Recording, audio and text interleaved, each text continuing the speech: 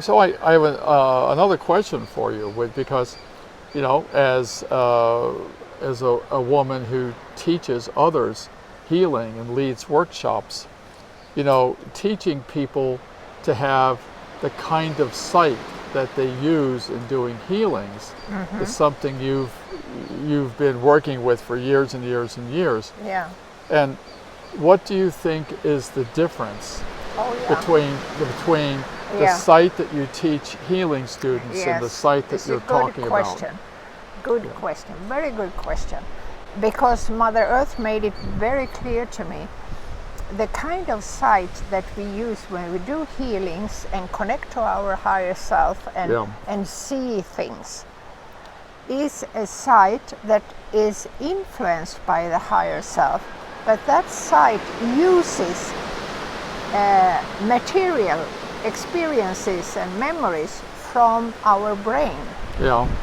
So the higher self uses material that is also already stored in our brain, and what she's training me to do now is to step out of my brain and to see things out of the universal consciousness, also the great universal consciousness that is totally apart from my brain. My brain is still connected to the third dimension, and what she wants me to do is to step totally out of the third dimension and into the higher dimension, and from there see with my higher self's eyes and interpret out of a higher dimension.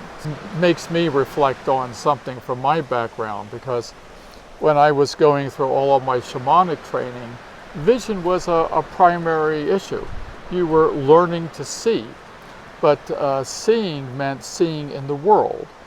Then, when getting involved with healing students, it's been frustrating to me that students didn't understand or figure out how to take their sight into the world. If I talk to them saying, okay, in your healing session you read the chakras, now go out in the world and look at people's chakras. That hasn't connected. One of the things I like about what you're saying is that it provides a bridge, I think. Explains what a bridge would be. And it's not so easy, I must say. Yeah. It has taken me a very long time, and it has taken you a very long time to step out totally of our third dimension. Well, I always think there's a kind of sight of the world of nature that's a thing in itself. So you see, we are working on different things. Yeah. Each one on their own,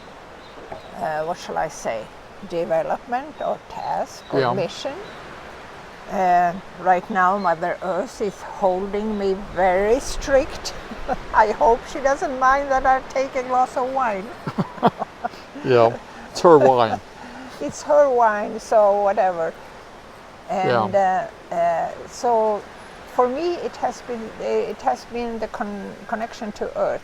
Yeah, for me, it's all been connection through the angels and the angelic ones.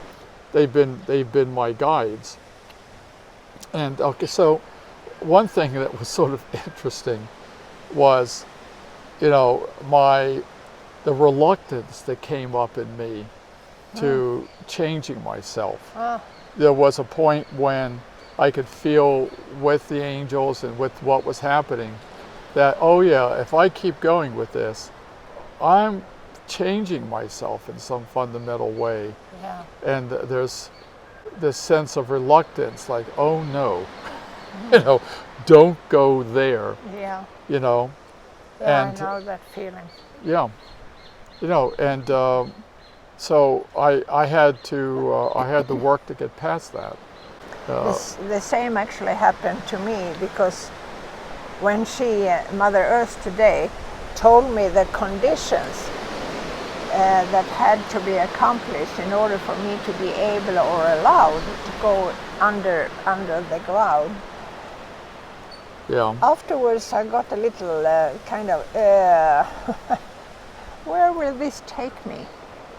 And I can notice that fears came up because fears of whatever will happen if I take on this responsibility that she wants to put on my shoulders. Yeah.